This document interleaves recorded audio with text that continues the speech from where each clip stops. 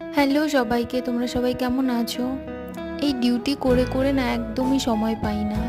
তারপরও একটু টাইম বের করে চেষ্টা করলাম একটা নতুন কাজ করার। এটা হলো একটা বেটাডিনের বটল। এইগুলো শেষ হয়ে গেলে ফেলে দেওয়া হয়। তো আমি হসপিটাল থেকে এগুলো না বাড়ি নিয়ে এসেছি যে এগুলোতে কিছু একটা ট্রাই করব বলে।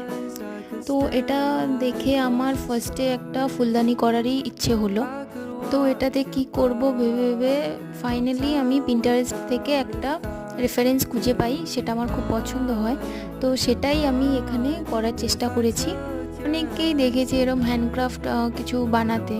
তো এগুলো দেখতে বেশ ভালো লাগে, বাড়িতে সাজানোও যায়।